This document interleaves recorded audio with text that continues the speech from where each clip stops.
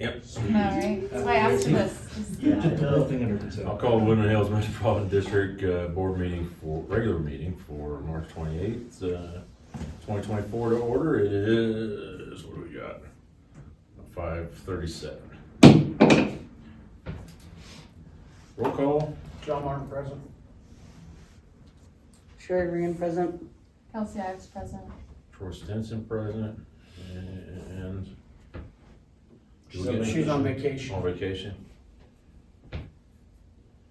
Yeah, she said she wasn't gonna be excused. I remember her saying that. All right, we do have a quorum. And the director disclosures, None. approval, disapproval of agenda, item 4. We had two changes to make. Number 11, the IGA with Falcon Highlands. This is regarding wastewater services. We'd like to push that until April, so we have additional time to work with Falcon's legal counsel on that agreement. And then additionally add an executive session item, specifically under the 402(4)B, water service negotiations with Falcon Highlands. You said water, Service negotiations with Falcon Highlands.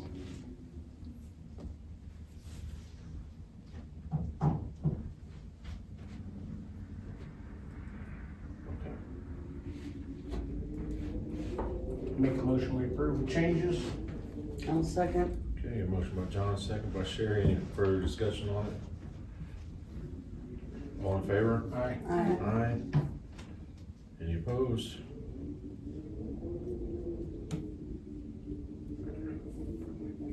Motion carries. Item 5, president's welcome. I don't have anything. Thank you guys for being here. I see we got guests in the back. Thanks for coming back. We haven't scared Daniel or anybody else off yet, as hard as we try.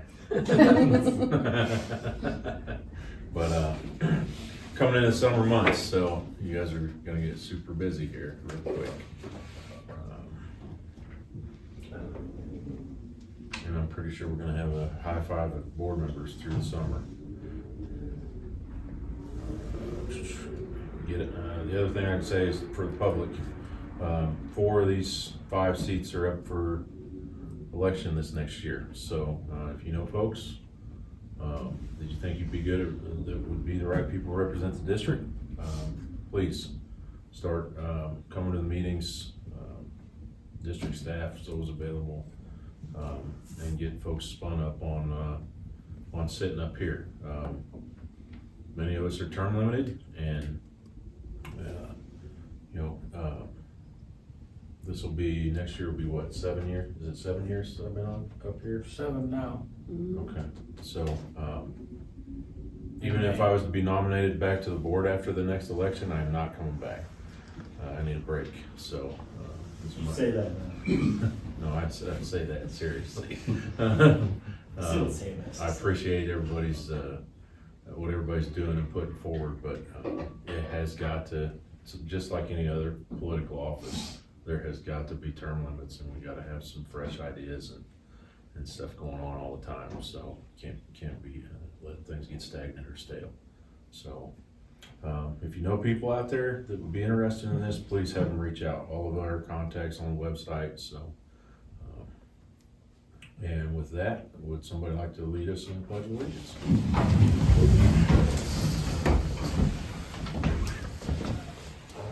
I Pledge allegiance to the flag of the United States of America and to the republic for which it stands, one nation, under God, indivisible, with liberty and justice for all.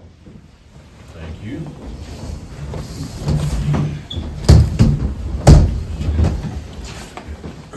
All right, item 6 will be public comment regarding current board business not on the agenda. Is there anyone here for public comment? Anybody in the back? No? All right. Item 7, approval or disapproval of the February 22nd, 2024 meeting minutes.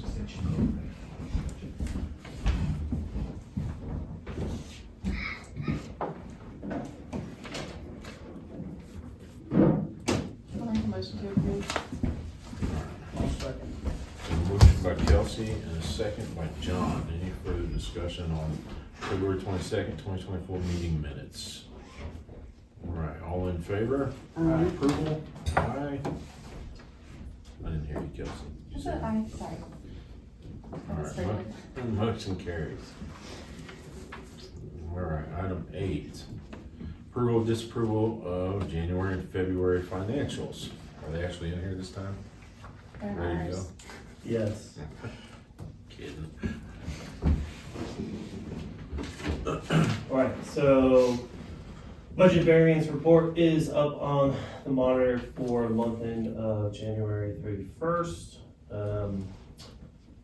Individual revenue summary, so for the month of January, waters came in at $266,958 on a budget of $512,316. That's a variance of $245,316. We'll get into what that variance makes up.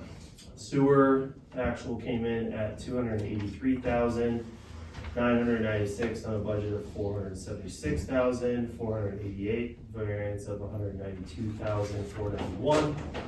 Parks and Rec came in at actual $246,900 on a budget of $250,288, so a variance of $3,380. I'm gonna focus a little bit more on this revenue before I go into expense. Biggest drivers for both water and sewer on the revenue side are those the system development fees. So as you know, we haven't seen a lot of development out of Challenger yet for the year. I do expect that to start to pick up here shortly in the next couple months. We do have a couple commercial properties that we have invoiced but have not been paid yet. So one would be Circle K and the other one would be part of Bentgrass Commercial. So just waiting on those, which will obviously help to catch us up on this variance for both water and sewer. On the water side, the other thing is also the water acquisition fees, which is tied to system development charges, right? So whether it's commercial or it's any kind of residential, there's a WAF associated. Again, I have invoices out for WAF fees for both Circle K and Bentgrass Commercial, just waiting to get paid, and that will close that variance gap as well. So those are the two things that are really driving it. In terms of the monthly user fees, those are actually pretty well on pace. If you look at waters right here, so residential water use for the month of January was 104,000 on a budget of 103. So we're right on where we need to be on those things. It's just those variables with building that I have no control over when it comes. I just budget for it kind of spread out throughout the year.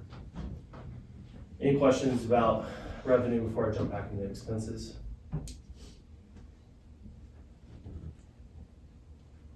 Okay. On the expense side,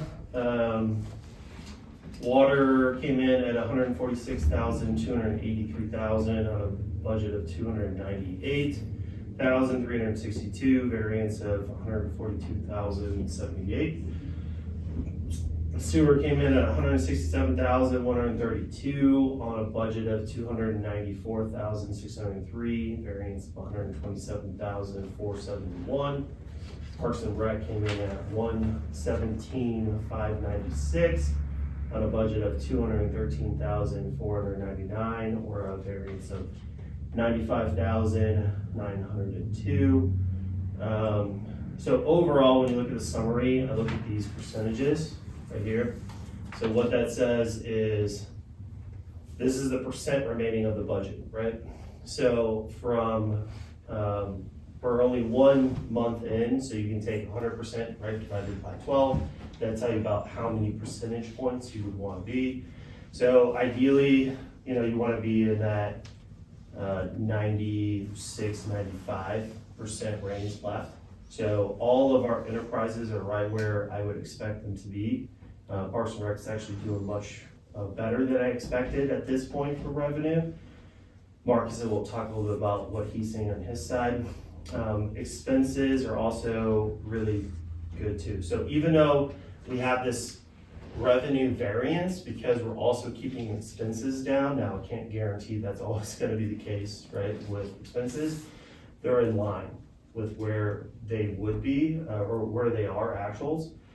So I have no concerns, because if you look at overall net income, actual came in at 330,000 on a plan of 442. So it's slightly under by 102,000, but being the first month of the year, again, I'm not overly concerned about where we're at. Any questions about the summaries, or if you want me to go into the detailed line items?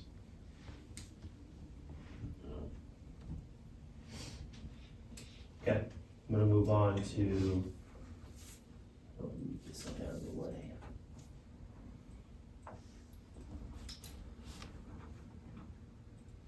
Of course.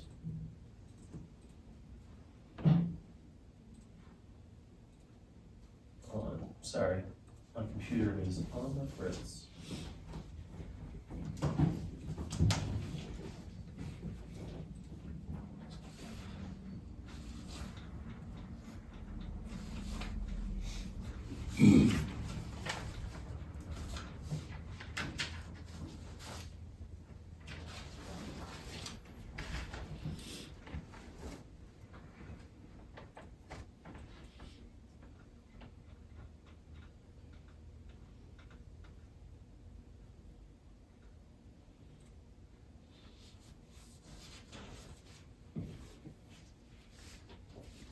All right, so for the month end 2/29/2024, or February, summary revenue for water, 258,695 on a budget of 467,196, variance of 208,500. Sewers actual was 310,496 on a budget of 388,035. So a smaller variance at 77,539. Parks and Rec came in at 269,102 on a budget of 245,204. So actually a positive variance on the revenue side from the budget to almost $24,000. On the expense summary side, water had expenses of 120,846 on a budget of 270,751, so a positive variance of 149,904. Sewer had actual expenses of 159,243 on a budget of 286,633, so a positive variance of 127,390. Parks and Rec actuals was 114,042 on a budget of 179,734, so a positive variance there as well at 65,692. Overall, again, looking at percentages and also looking at net income, for the month, net income was $40,000 higher than budget. When you look at the overall variance, we're now down to only 72,000, with only 2 months in. Like I said, I still don't have payment for those tap fees, which obviously is gonna offset these variances drastically. But overall, not concerned with monthly user fees on any other enterprises, and pretty happy with where things are going so far. Questions about revenue or expense summaries?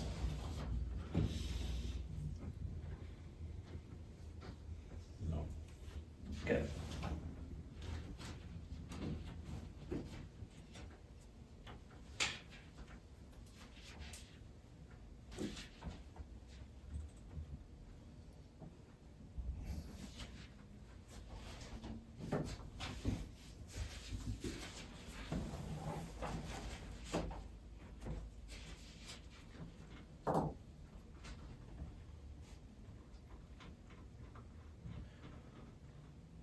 I'm done. You're done? Yeah, I was waiting for you. I thought there was Yeah, we're looking. That's what I'm saying. You don't have questions, I'm done. Man, Just scroll Sorry. down. Just over here scrolling. Started looking at ESPN. Sorry about that. I was like, dang, man. Like a little kid in the back seat. Are we there yet? No, good. You're good. All right, I'll entertain a motion to approve January, February financials. Second. So I'll entertain a motion. Oh, I'll make a motion. I'll second. Motion by John, a second by Sherry. No other discussion on financials. All in favor for approval? Aye. Aye. Any opposed? No. Motion carries. All right, item 9, attorney's report. Yeah, so I'll touch on kind of two subjects on here. The first is Stacy had asked about term limits, and I discussed this briefly last month, that we were kind of looking into seeing what the original records of during the district's organizational election, whether the term limits were abolished or not. We've reached out to the district's designated election official, Wayne. He does not have records going back that far. So as it stands, we actually don't know if the directors of the district currently have term limits or not. In 94 is when that constitutional amendment went into effect. The district was formed in 95.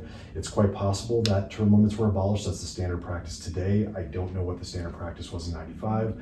We're currently reaching out to the El Paso County District Court. Maybe we'll get lucky and something was filed and maybe they'll have a paper record of it.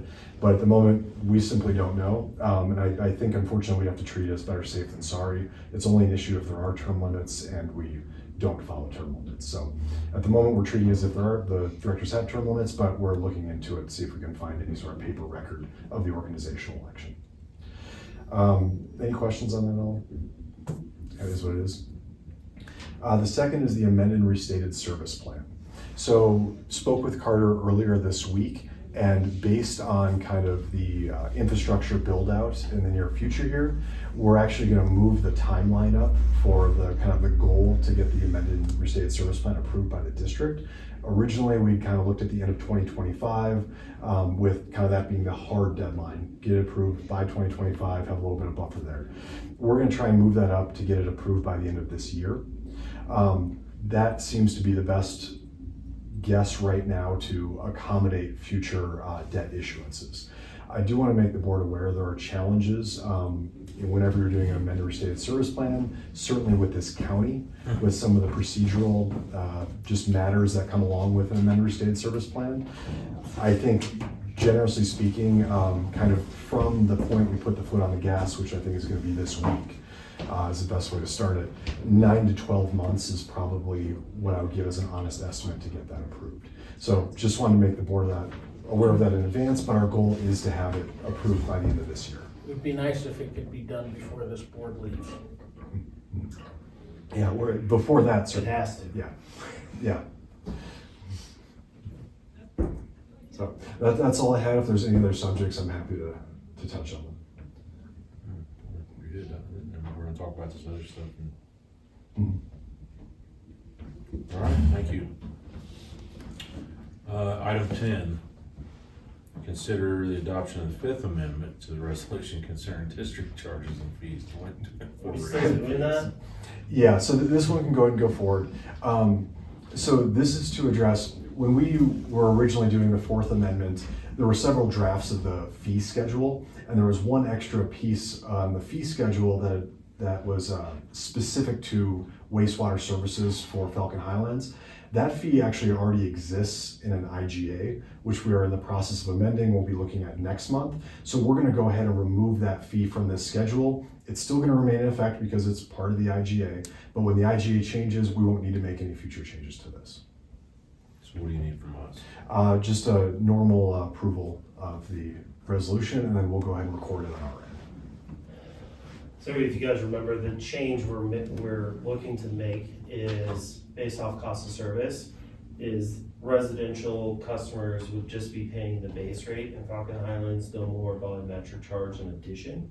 And then their commercial clients are going to be charged the same way our commercial clients are here, which is based off of flow that they actually use, and then you have an SFE component for drainage, which is not currently being done on a monthly basis over there. They have a base fee for wastewater by SFE and then a volumetric charge. So what that did on the cost of service, if you guys remember this conversation, is similar situation to what you experienced here. Woodland Hills residents have been kind of footing the bill for our commercial clients. And same thing was occurring over there in Falcon Highlands. So this is just all part of the realignment of cost of service across customer classes, both residential and commercial, to get them to be aligned.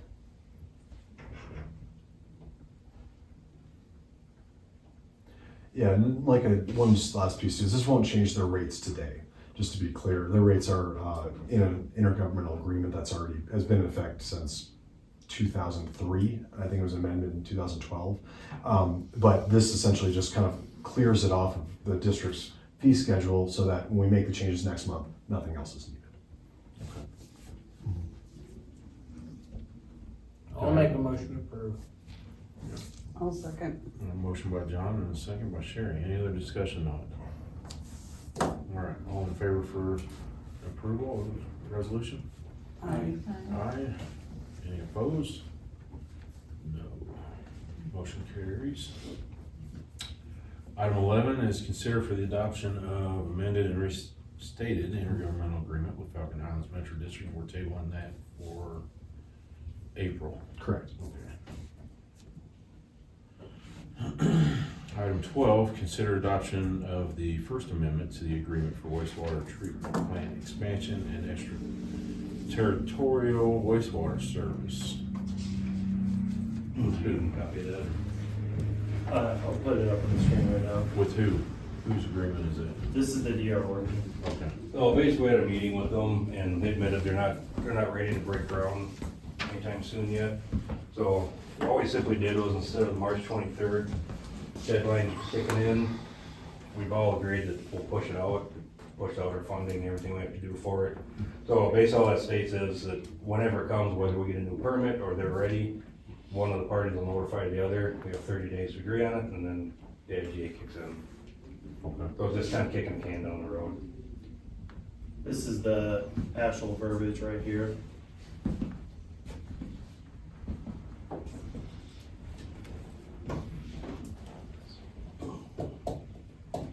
Did they say what the holdup is? They're not ready, they still got a ways to go with the lift station, force mains, so they're ways out yet. It just puts, the way the initial agreement set up was by March 23rd, essentially, they would have to deliver us their letter of credit for phase 1 activities, but since really nobody's ready for phase 1 activities, it doesn't make sense to make them financially responsible for that letter of credit right now.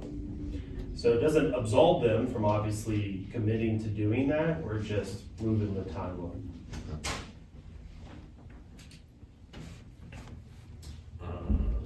Do I have a motion to approve or disapprove? I'll make a motion to approve. Motion to approve by Sherry. I'll second.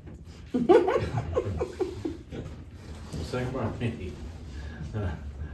Any other discussion on it? All in favor? Aye. Aye. Any opposed? No.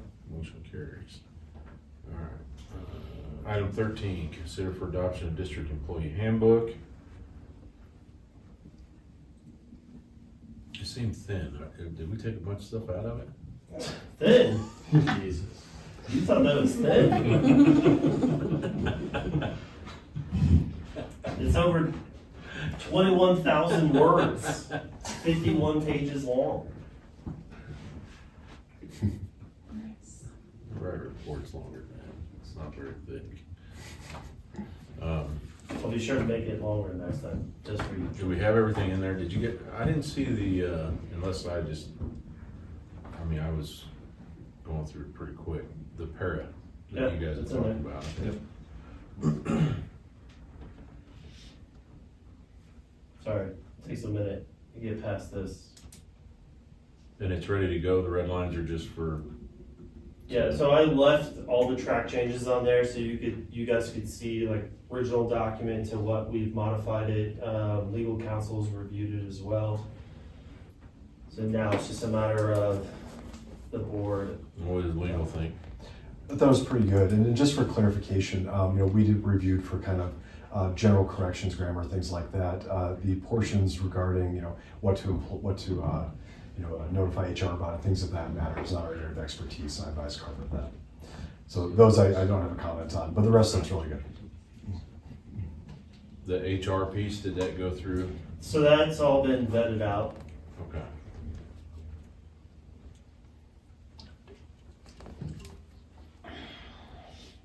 I'll make a motion to approve the employee handbook. So this is this section right here. Let me make this bigger.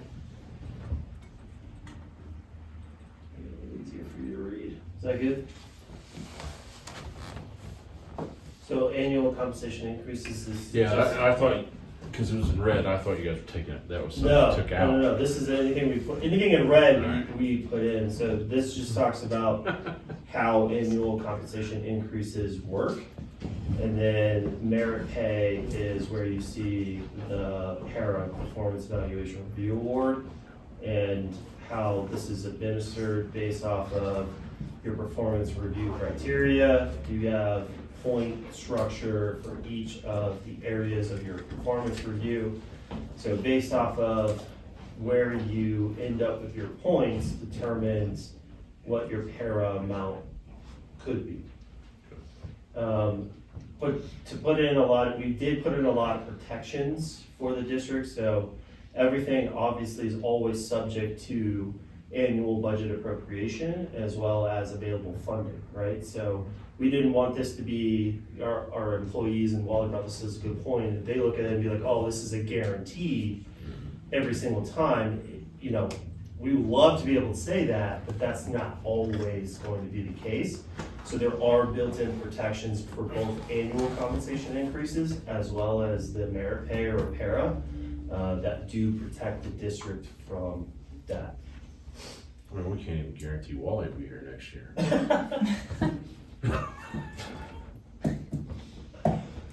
I meant you may be out fishing somewhere. Lots of days. On the vacation side, what we did here, talking with the board last time, was we moved these three, right? So it kept the max the same at 20, but essentially end of probationary period, that's 90 days. Through year 2, it's 2 weeks. So this used to be 5, 10, 15. So this is now 10, 15, 17. We do have several examples from other municipalities that actually are either the same or more than what we are projecting here for the board. I do have those available if you would like to look at them, or if you want me to send them to you separately. It's completely up to you guys. But we thought this was a good compromise from what we initially talked about with the board, what the feedback we got. So love to hear what you guys think about this.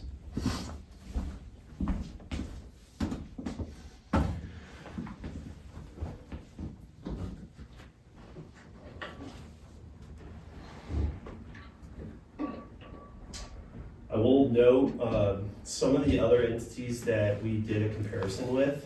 A lot of times what they'll do is they'll give you, let's say day 1 employees, it won't even be a probationary period. It'll be from day 1, you automatically get an entire week of vacation right up front. And then you accrue the second week. Ours is different in that you have to complete your probationary period and you accrue this time. So from a district responsibility perspective and risk, we're not giving people front-loaded time that, let's say they decide to leave after 2 days, right? If we didn't have a probationary period, we'd have to pay them out. they have to accrue this time per pay period in order for us to actually pay it out. So the increase in liability is very minimal because it's an accrual per pay period.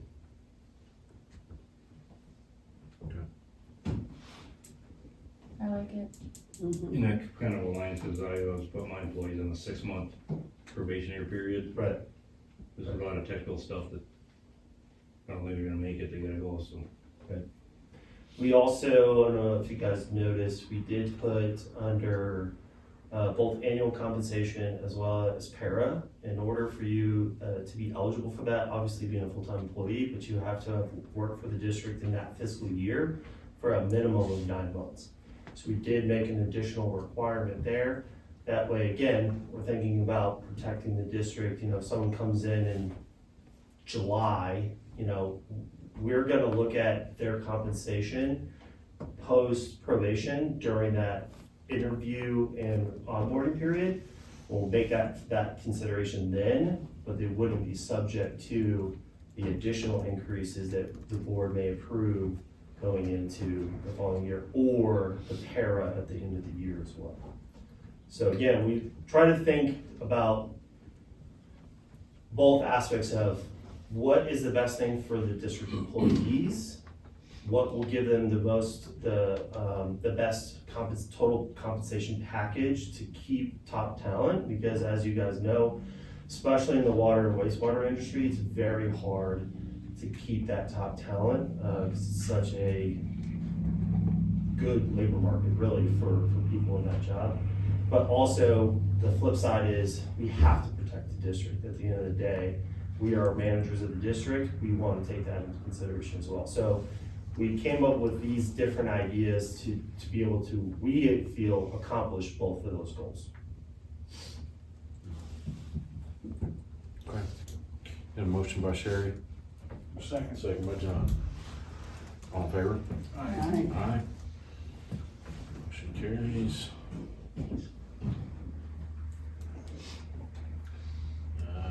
And item 14, review of financial auditor proposals.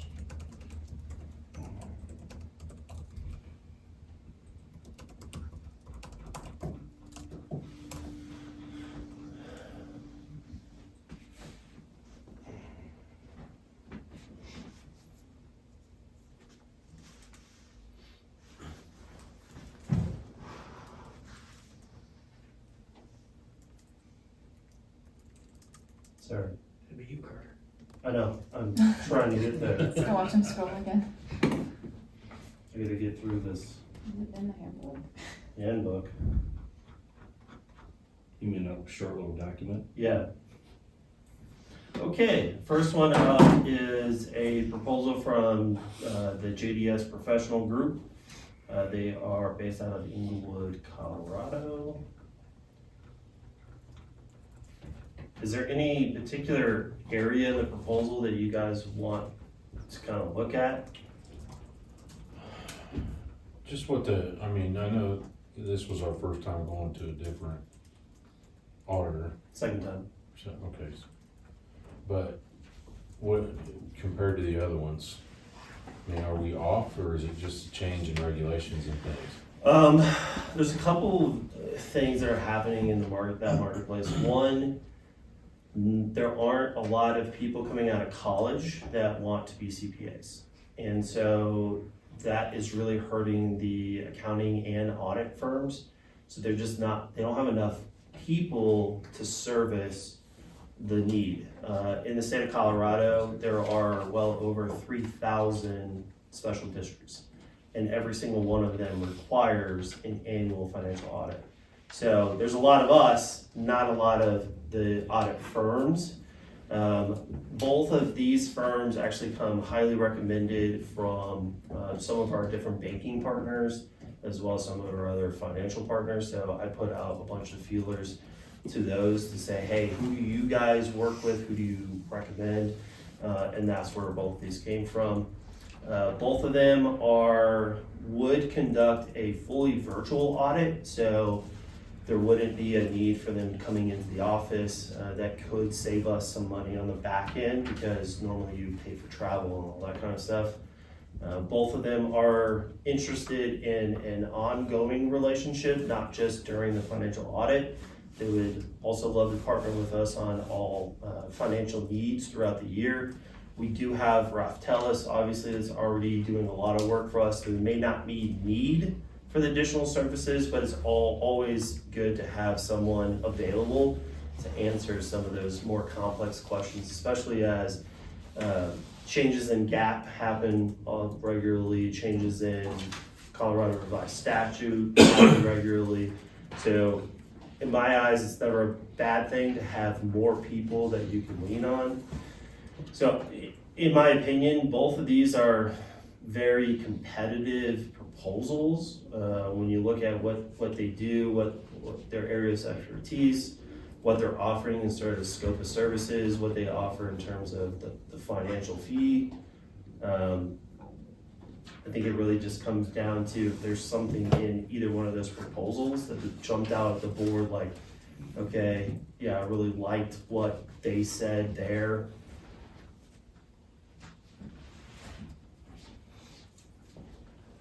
So she is certified in Colorado and Arizona. Right. Does that mean she winters in Arizona? That makes it hard for us to work with her? I mean, you're not just working with the initial person, right? There's typically a team of auditors that you have at your disposal. Geologist is the partner, the audit partner who takes on all the clients and puts together the proposals. So their fee estimate would be around that, 23, 25. It's quite a bit low. It's a little bit higher than Biggs Coford, which is who we had last year. But when you look at overall what we paid for financial audits over the last 6 years, it's pretty in line, and it's also market rate. I'm not concerned about those. I did have a third one, but I didn't bring it to the board because it was double the price.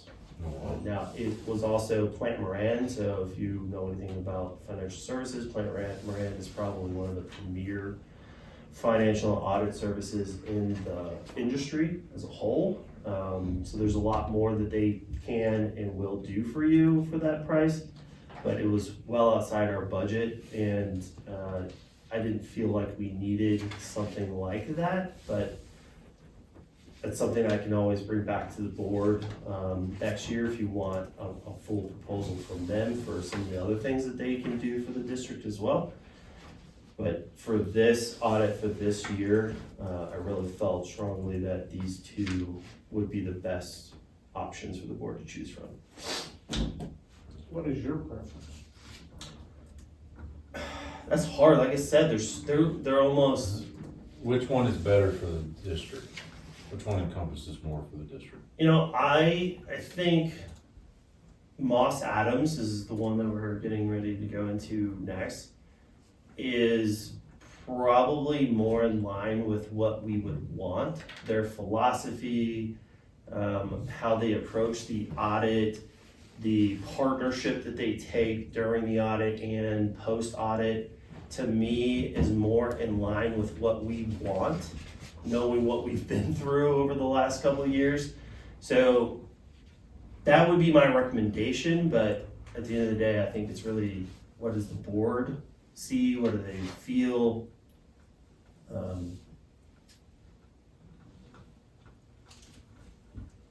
Let's see, let's get to their fees.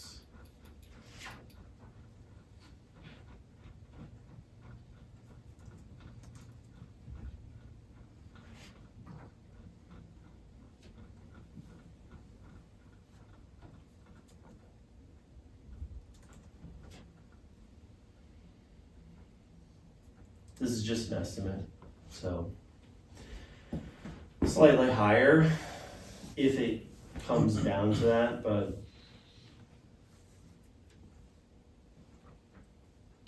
I mean, competitively though, the cost isn't, it's not like an enormous separation, it's just which one is a better fit for what we do, Yeah.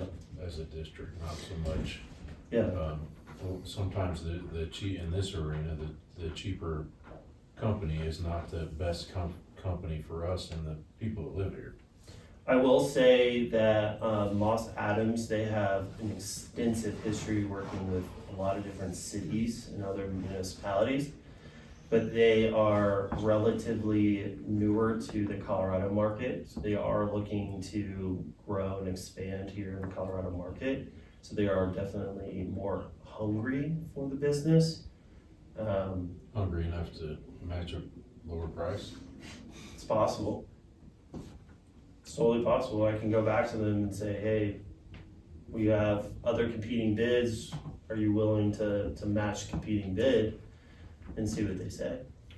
I mean, based on what they offer in their span of control throughout the US cities and stuff, they have much larger footprint. Now, not all those states have special districts. Some states don't allow special districts. But I would, given what they offer, the services they offer, we did that with the tank and stuff, so, we went out on a limb with a new company, and they did, I don't think anybody's got any complaints about that company coming in and, Our lift station 1 was another big, yeah. Did the first firm estimate the number of hours? No, I didn't see that. Well, it was on there, it was based on who was doing the work. It had it broke down by Right. price, hourly price, who was doing the work. Kinda like with the law firms we get, if we get somebody really good in here, they're real expensive. If we get John, not so much. Don't cost much. Ouch. He's out for blood today. No, he's safe, we're gonna be sitting here by ourselves next week, right? our next meeting. Could be. What do you think?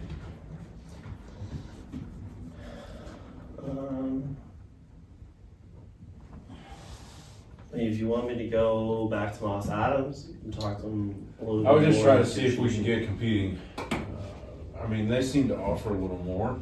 I know sometimes costs more for that, but if we can get them to come down and even meet us middle ground, halfway, we're getting a lot more bang for our buck. And, comparatively, I think that, that's just my opinion, but I think that it benefits you guys as a whole if we do that, because they have it looks like a lot more services to, for you guys to work off of.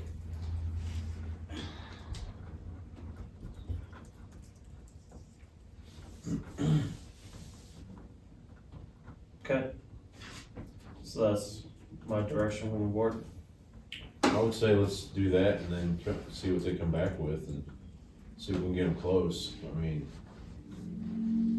and you can even contact the other one and say, hey, what, as far as services go, we've gotten offers or bids of, more services. Yes, for a little bit more money, but more services. Is there anything else? Can you offer the financial statement preparation? Can you offer, some of these other things that they do? Okay. Cause it may just be that they're only stating their minimum service, Right. which is like a trap bid, basically, like we see with contractors all the time. This is our bid, and it's basically a trap bid. This is the basic bid. And then once you sign up, here's 30 freaking change orders, so that need to take place. So, that's just my opinion. Okay. Anything? Sounds good. Okay. I agree. Next. I knew it was coming. What's next? All right, we're good on that? Yep. Item 15, Parks and Recreation Report. Any questions on the report tonight? Perfect. And spring break's in full effect, so very busy at the recreation center. The pool has been the busiest, and the gymnasium, so it's good to see. So Carter mentioned a little bit on the revenue sources. Some of that is we've kind of changed how we did some of our leagues. We had a very robust basketball season. We had about 100 players, which is a lot more than years past. And then we partnered with NFL Flag this year, and with their marketing machine, we're seeing more of that, and that will only grow more. But when last season, we didn't have a flag football this time, so we're seeing revenue growth in those areas. And then at the way we restructure our passes for non-resident sales for fitness classes and things like that, going to that more all-inclusive model versus the Olive Cart has increased there too. So that's why we're seeing some of those growths in revenue over there, and we're hoping those should be sustainable the way we built them, so we should see that growth throughout the year. I take it no issues with NFL Flag? Remember the issue we had with one of our coaches? Well, no, yeah, they were out in Callahan, but no, they've been nothing but great to work with. The jerseys look, They're nice. they're really The nice. flags are really nice too. Yeah, so we have several, it's 9 teams total, different ages, but yeah, from the Vikings to the Cowboys to Awesome. their Broncos, and then the legit jerseys, they turn them inside out. It looks really nice.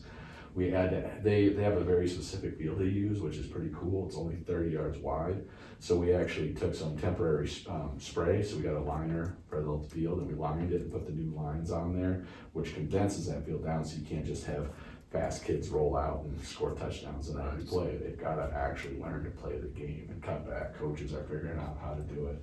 It's pretty neat. So it should be, and once it's going to be an Olympic sport this year, so fall we might even see more of a boost because NFL will really push that out, which would be beneficial for us. Well, with the new NFL rules changes, it's basically gonna be flag football Right. anyway.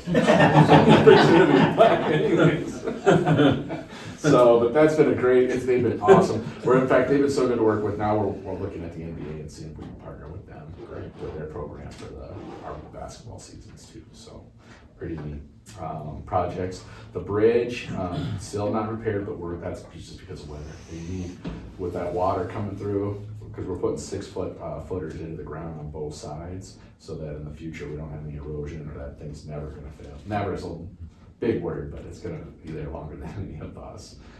So they'll have to put a pump in, reroute that water, and be able to drill down 6 feet. So there's people who want to do that. And then this will be ready to go. We're expanding that fence and making that area bigger so we can accommodate more people. And that'll be done before Memorial Day when we have our opening on this weekend. So Memorial Day weekend. Awesome. Yeah, we're rock and rolling. Awesome. Stephanie's I went to West Virginia, came back with a bunch of ideas, so we're really excited. She made a lot of good contacts. So we're looking for good things to come out of that too. And then I'll be a certified playground instructor by May. So, and then Will's taking the test with me. He already took the class, but I'm taking the test with him so that we can help him out with that. So we'll have 2 certified playground instructors too in the district, which will go a long way on our playgrounds and hopefully help with insurance long-term and stuff too for those. Do you fix the light? Well, I don't know. You tell me. Did he? He told me he did. Did it turn off on you I again? haven't been on any 2-hour runs lately, but Okay, try it out. He maybe I said think I have one tomorrow. Well- I'll let you know. tomorrow. I brought some up tomorrow. The glass is being installed on that wall. On the front wall. Yeah, on the front wall in front of the cardio machines. So that'll be installed tomorrow, and then there'll be 3 televisions up there. 1 with the cable box, 2 with Fire Sticks. So there'll be more opportunities to watch something while you're running and look at yourself. Yeah, Yeah. that's exciting. It is, and then we're actually going to put more glass along where the current Olympic is, and then we're actually going to put it in the back corner where the hip sled is, potentially with the thought of moving the Olympic over there to free up space and bringing the smaller footprints out, so there's not a big space, and help clean, because right now it's hard to clean because everything's so jammed tight in there. It's just we do our best, but it's definitely hard to keep it going. So yeah, those will be done. So this weekend, if you go for a run, but tell me. I'll let you know. I go on 2-hour run in the middle of the night and see if it turns off. I was okay with it until someone walked in and I'm like, I probably look like an idiot just like running on this treadmill for an hour. Have Because you it was like in done? the dark. Have you done the assault runner yet? That's the one, the non-motorized one, where it's just self-propelled? Yeah, Do that I'll one. consider it. I'll Yeah, think about it. that's It's a just, good it's a one. little bit more work. It is, it's a uh, lot more work. but it's New really- tractor, New tractor, yeah, we've been using it, we cut down a little bit of time when we get in there. In fact, I was on it the other day and it started lightning on me, so I had to hurry in real quick to get off of it, but we're pivoting on that parkside pond, we're hitting the outsides with the tractor, and then in the insides, just to keep it speedy, we're getting the guys in there with waders and cutting too, just for the sake of time, because the tractor takes a while just to keep going around it, so, but we'll have that. Once we have that, we'll have a good idea of the rest, because that one's really socked in. That one, the cattails in that one are thick in that one. So once we get that, we'll have a good idea of how to do the rest. And then we'll also have we have the reseeder on the tractor. That's why we have a busy spring. We're gonna reseed Balkan Park ourselves. We already irrigated at the end of the last season. The irrigation's ready to go. So we'll go and reseed that, all the dirt areas out there at Balkan. And then at Horseshoe, by the playground, there's a field out there that hasn't been used in many years, but we're going to, that irrigation got repaired last year. We're gonna go through, till it, put some manure in there when we till it, and reseed that as well. So hopefully by July, that'll be a legit field, and by all accounts, we've measured it, and we can do the 120 out there, so it can be a full-size field out there on that, so. And the irrigation's already there, so that will be good to go. So yeah, that'll be, and then there's an easement line along Horseshoe. I've talked to some residents that had some complaints about people driving out there and stuff. Well, we're gonna reseed that to get rid of that easement road, because people see it as a road, so they just keep driving on it, so. We'll reseed that too, so. Yeah, it's pretty, it's a nice piece of equipment, and it's really handy, because the functions that has on it, we have the primary seeder, we have the boom that can cut, we have a tough cut, which is like it's just a really high test mower, but then we have a rake, a tiller, an aerator, so we're gonna be aerating our own grounds this year, so we're not pushing that out. And I know I'm probably forgetting, we have another attachment on there, so the tiller so we'll till it, rake it, and then seed it, and then we should be able to do all those areas ourselves, and we don't have to rely on anybody else to do those areas. last question for you. Yeah. The lights out here in the parking lot, are those on a timer? Are they automatic? Or? Timer. Okay, can we double check the timer on those? Because sometimes I get out of the gym that's like pitch black outside and the lights aren't on. And it just gets really, just worry about the other ladies in the gym. Yep. Thank you. No problem.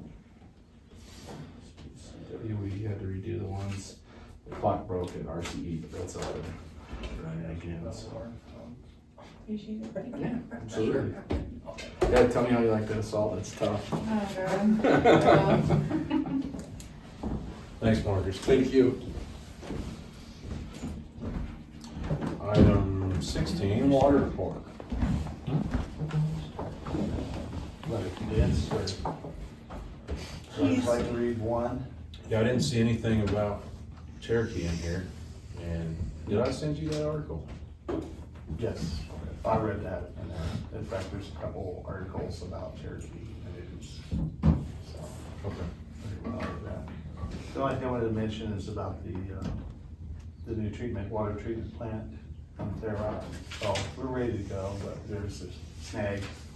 And until the state engineer can sign off on the plans, I cannot use the treatment side of the plant.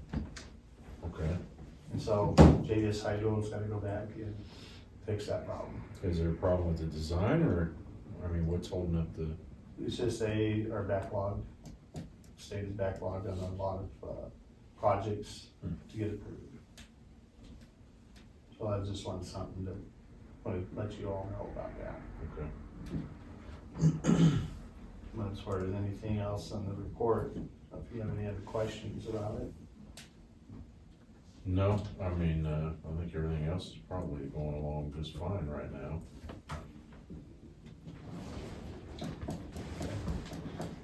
All right. Thank you. Here we go. I know. Yeah. Item 17, wastewater report. Jed, you're up. Oh. I mean, Wally, you're up. Sorry.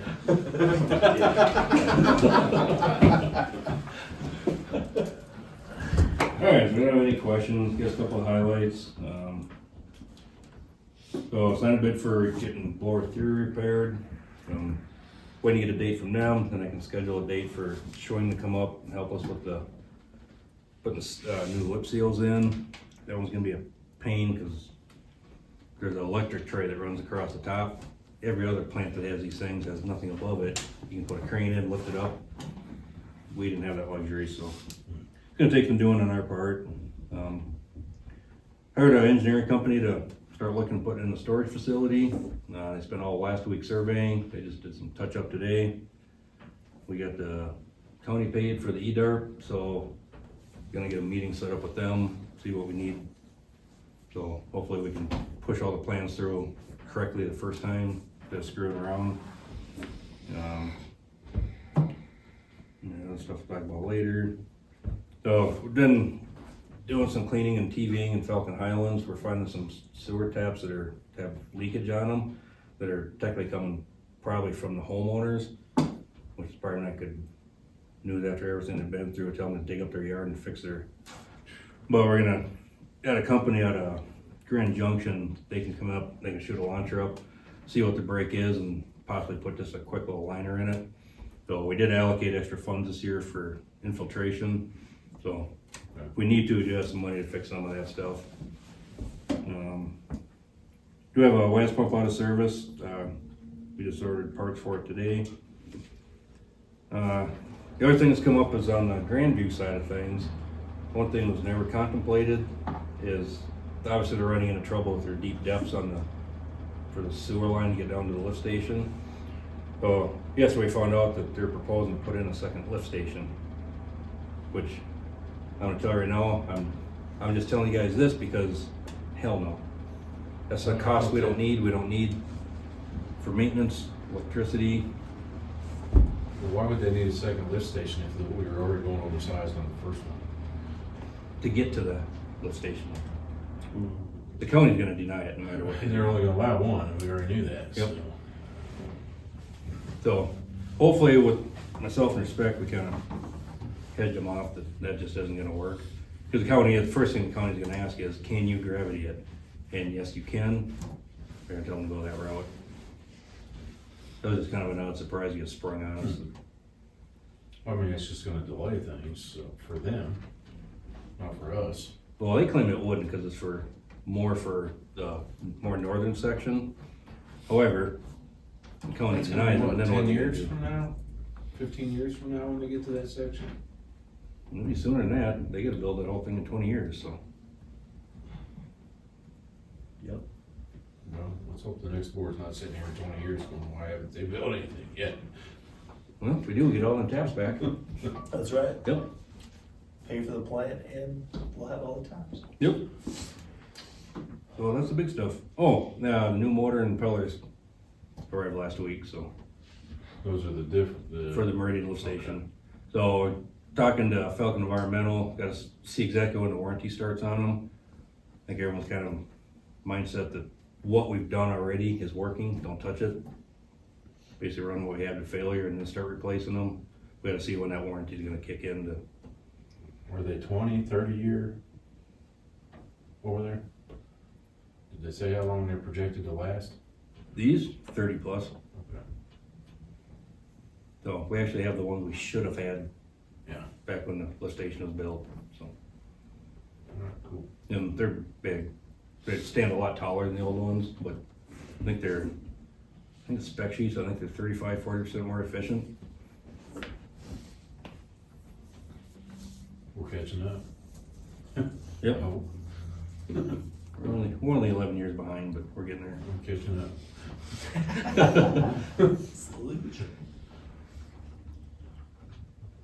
Next. That it? That's Good it. job, Wally. Good job, JD. All right, next will be executive session, and I will motion that we, after a 5-minute break, We'll enter executive session for matters that may be subject to negotiations under CRS 246424E, namely the memorandum of understanding with Falcon Area Water and Wastewater Authority, better known as FAWA, and to receive legal advice on specific legal questions under CRS 246424B. That would be the water service negotiations with Falcon Highland Metro District, and also to address the impact of the car washes in the district and future changes to the district boundaries. And the water service, did you say that? Sorry. Water service negotiations. with Falcon Highland. Sorry. Second. And a second by John, all in favor? Aye. All right, we have a 5-minute break, then we'll be in executive session. All right, we're back in public session. Item 19, items unfinished from previous meeting.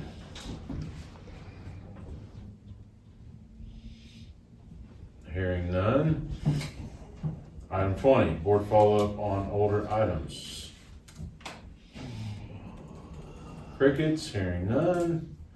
Item 21, other business. Next. Hearing none.